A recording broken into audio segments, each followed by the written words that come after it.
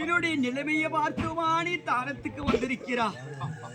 இருந்தாலும் என்னுடைய உயிர் போகின்ற வேளையில தானத்து விளங்க வேண்டும் என்று வந்திருக்கின்றார். அதுவும் எனக்கு பெருமையா இருக்கின்றது. சாமி, என்னுடைய காதில உள்ள குண்டாலமும் மார்புல உள்ள கவசமும் இந்திரன் பார்த்து தானமா பெற்றுக்கொண்டான். தங்களிடத்திலே என்னாதான நான் கொடுப்பேன். இது விருத்திக்கும் நான் சேர்த்த புண்ணிய தானம் இருக்கின்றது. சாமி, அதுதான் உங்களுக்கு விளங்கி வேண்டும். இப்பேரிக்கு அந்த குடவல்லவனுக்கு ஐயா வாரி வாரி விளங்கக்கூடிய அன்னதானம் சொன்னதானம் 32 தானத்தை நான் விளங்கி இருக்கிறேன். இப்படி இருந்தாலும் இப்பேரிக்கு அந்த குடவல்லவனுக்கு வாரி வாரி விளங்கக்கூடிய வல்லவனுக்கு சத்திராதிகள் யார் என்று கேட்கிறீங்க சாமி? ரத்தம் வாரி வாரி வழங்கக்கூடிய வல்ல கொடிபடுத்த கர்ணன் தாங்கள். உண்மைதான். அப்படி வல்ல கொடிபடுத்த கர்ணன் இருந்தானோ உங்களுக்கு யாராவது சத்திராதிகள் உண்டா? ஐயா, இந்த உலகத்தில் பிறந்தவர்களுக்கெல்லாம் எப்பேரி கொண்ட நீதியை நேர்மையெல்லாம் செய்தாலும் ஒருத்தர் ஆகட்டும் சத்திராதிகள் இருப்பார்கள். எனக்கு எத்தனை பேர் சத்திராதிகள் தெரியுமா சாமி?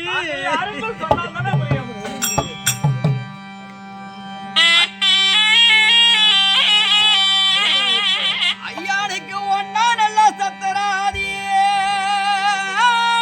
ஓதிவித்து என் குருவு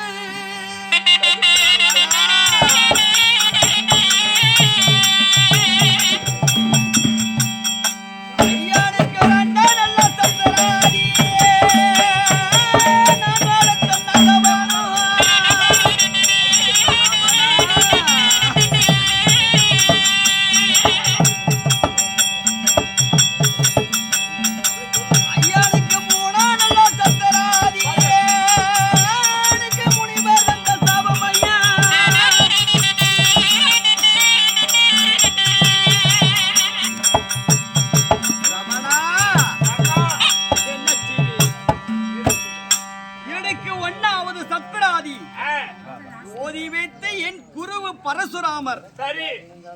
எனக்கு 2வது சத்திராதி தாய் குந்தமாதேவி. எனக்கு 3வது சத்திராதி முனிவர் தந்த சாபம்.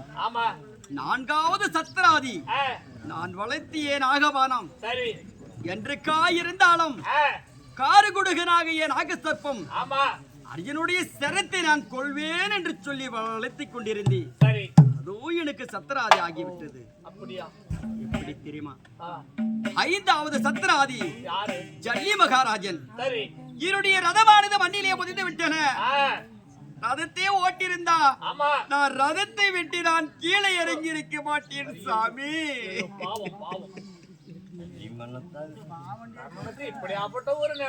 ரதமானது மண்ணிலேயே புதைந்த பிறகு ஜல்லி மகாராஜனே ரதத்தை ஓட்டு என்று நான் சொன்னேன். ரதம் ஓடினால் ஓட்டிவே, இல்லைனால் உன்னுடைய வேலைக்காரன் நான் இல்லை இப்படி என்று சொல்லி போய்விட்டான் ஜல்லி மகாராஜன். 5வது சத்திராதி ஜல்லி மகாராஜன். 6வது சத்திராதி யார் தெரியுமா? எளிய வளர்த்தி பூனைக்கு பறி கொடுத்தது போல அரவக்குடி துரியோதனன். எப்படி தெரியுமா? எப்படி? அனைத்து சுகபோசங்கள் எல்லாம் எனக்கு செய்து அவருக்கு என்றே நான் பலியாகிவிட்டேன். எனக்கு 7வது சத்திராதி அந்த இந்திரன். ஒரு பிராமணர் வடிவத்தில் வந்து என்னுடைய காதல உள்ள குண்டாலமும் மார்பல உள்ள கவசமும் தானமா பெற்றுக்கொண்டான். என்னுடைய காதல உள்ள குண்டாலமும் மார்பல உள்ள கவசமும் இருந்திருந்தா அர்ஜுனா போல 1000 அர்ஜுனம் வந்து என் மிதல் பாரத்தை தொடுத்தாலும் என்னுடைய திரேகத்தின் மீது ஒரு அன்பு குத்திருக்காது. 8வது சத்திராதி யார் தெரியுமா? ஒரு தினமானது நான் அத்தினாபுரத்திலே என்னுடைய தேராக நான் செலுத்திக் கொண்டு போகும் பொழுதும் ஒரு கோமாதா மேலே பட்டு அம்மா என்னுடைய பிள்ளைக்கு நான் பால் வாங்கி கொண்டே போறேனா? அடியே கர்ணா, உன்னுடைய ரதமானது பட்டு பாலை கீழே கொட்டி விட்டது. ஆமா. என்னுடைய பிள்ளையானது பசியை நான் எப்படி தீர்ப்பேன் என்று சொல்லி அழுதா. சரி. அப்பொழுது அம்மா, உன்னுடைய பிள்ளைக்கு நான் பசியை தீர்க்காத ஆளாகிவிட்டேனே என்று சொல்லி இந்த மண்ணை வாரி நான் புசிந்து நான் இதோ புளிந்து பாலை கொடுத்தேன். இந்த பூமாதேவியனுக்கு எப்படி தெரியுமா 8வது சத்திரதியான அடியே கர்ணா, என்னவா வாரி நீ பிசுகிறா? என்றைக்கா இருந்தாலும் உன்னுடைய ரதமானது இந்த மண்ணிலேயே புதையும் இப்படி என்று சொல்லி எனக்கு 8வது சத்திராதி இந்த பூமாதேவி. 9வது சத்திராதி யார் தெரியுமா? ஐயா, 9வது சத்திராதிக்கு உடன் பிறந்த தமையனையா அர்ஜுனன். அவன் பானத்தை தொடக்கும் பொழுது நான் என்ன உரைத்தேன் தெரியுமா? ஏ அர்ஜுனா, நான் தெரிந்தவன்டா, நீ தெரியாதவன்டா என்று சொன்னேன். நான் அறிந்தவன்டா, அறியாதவன்டா நீ சொன்னேன். எதற்கு நான் சொன்னேன் தெரியுமா? அர்ஜுனா, எனக்கு தம்பிடா நீ, நான் உனக்கு அண்ணனாண்டு நான் சொன்னேன். கண்ணனால் என்ன சொன்னார் தெரியுமா? மாயக்கண்ணை என்ன உரைத்தார் தெரியுமா? அர்ஜுனா, பாரபரேகத்தை பத்தி கர்ணனுக்கு தெரிந்தவனா தெரியாதவனா என்று சொல்லி சூழ்ச்சிக்கார கண்ணனாக ஏகப்பட்ட பானத்தை என் மீதில் செலுத்தி பயிர்கால ஒரு பானமாக பாய்ந்திருக்கின்றன. ஐயா, எனக்கு 10வது சத்திராதி யார் தெரியும்? யாரு? சாமி தெய்வமே, பாழாகி பறந்த அவன் கண்ணரிக்கின்றானே. கண்ணனா? மாயக்கண்ணன், 10வது சத்திராதி மாயக்கண்ணன். ஐயா, ஐயான பல பேரு ஒன்று கூடி பரியிட சத்தரையா.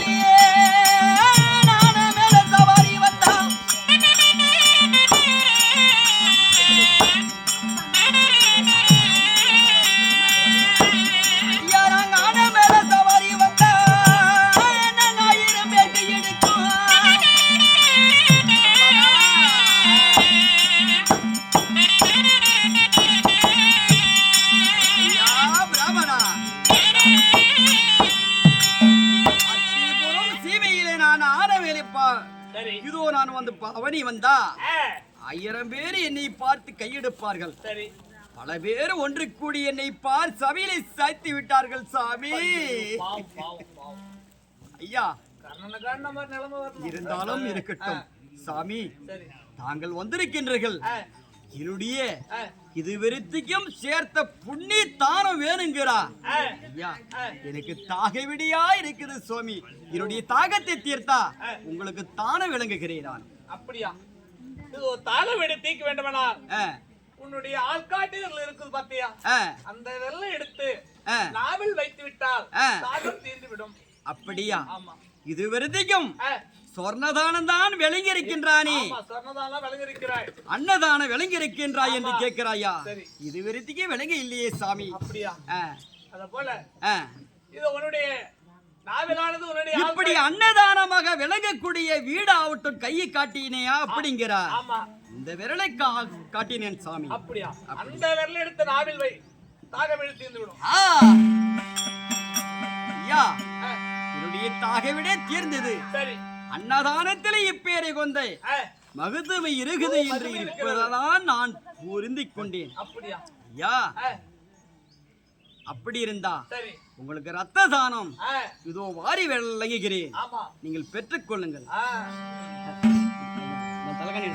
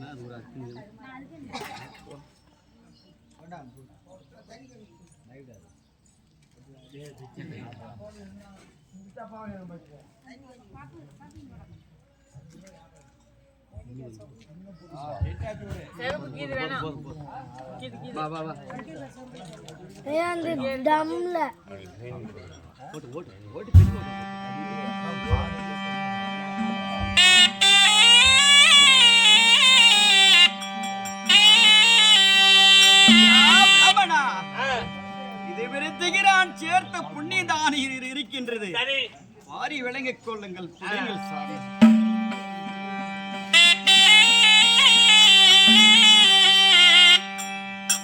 ஐயா ரகுராமனே,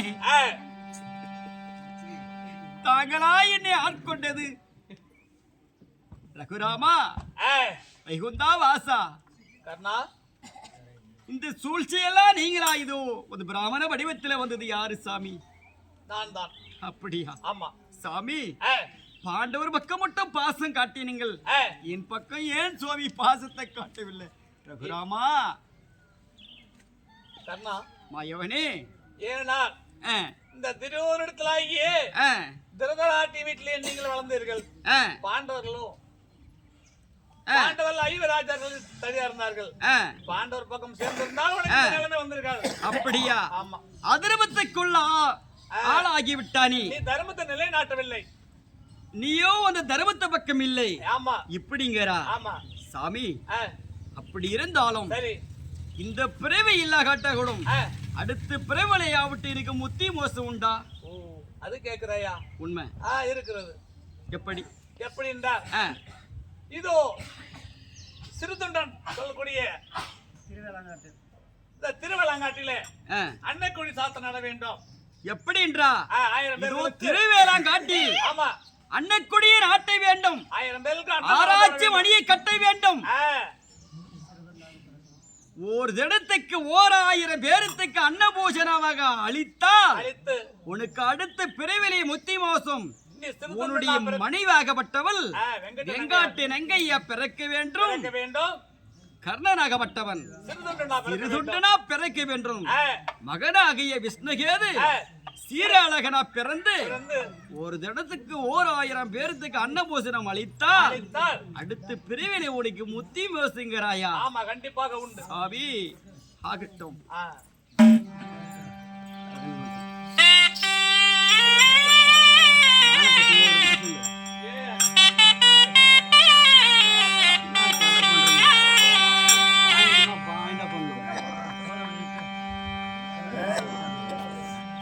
குஷமே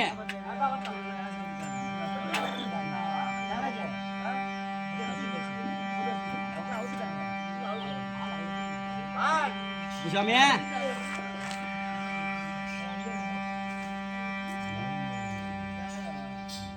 கடைசி கட்டத்துல பாயிண்ட் சரியா கொடுத்தாதான் அது. ஆமா, அர்ஜுனா, பாலத்தை விட்டேன். மயிர்கால கௌரவமான மாஞ்சு விட்டது. இருந்தாலும் அவன் உயிர் பெரியவில்லை. இதுக்கு என்ன யோசனை? மறுவேணம் தொடர வேண்டும். அன்னதானத்தை பெற்று வந்து விட்டேன். இதோ மறுவேணனை கொண்டு வந்து விட்டேன்.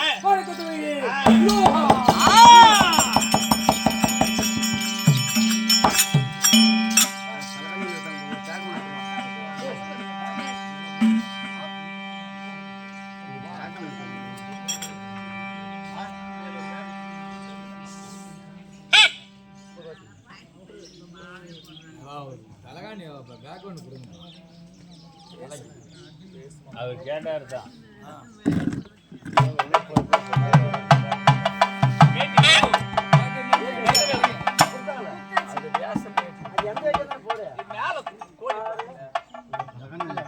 தலைகாணி அவர் முன்னாடி கேட்கிறாரு. ஒரு பேக் தான் எடுத்து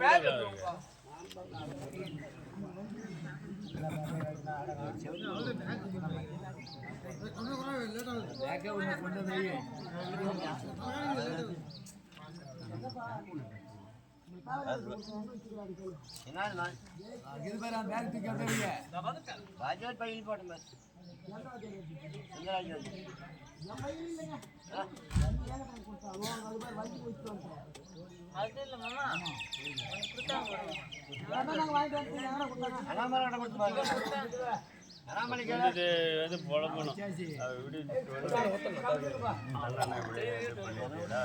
எப்படி அண்ணா அது வரணும்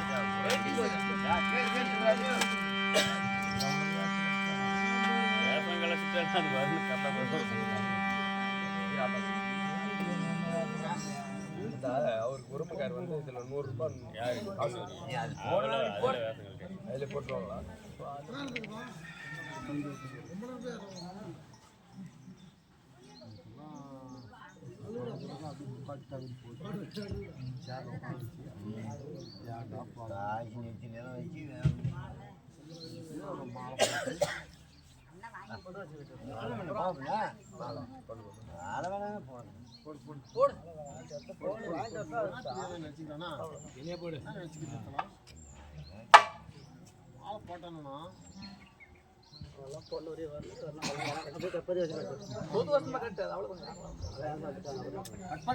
கேளுங்கள் சபையோர்களே, பெரியவர்கள், அன்புக்குரிய தாய்மார்களே.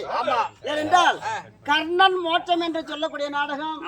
இப்படி அர்ஜுனன் ஆனவன் அம்பை போட்டு சரி கண்ணன் அனுகிரகத்தால் கண்ணனை அம்பு போட்டு மடித்து விடுகின்றார். சரி அதன் பிறகு இந்த நாடகம் முடிந்துவிடும். சரி பார்த்த தாய்மார்களும் கேட்ட தந்தைமார்களும் ஆமா. பணியென்று பாராமல் இரவெல்லாம் இப்படி கண்டுகளித்த மிக்க நன்றி சொல்லுகின்றேன். சரி அதனால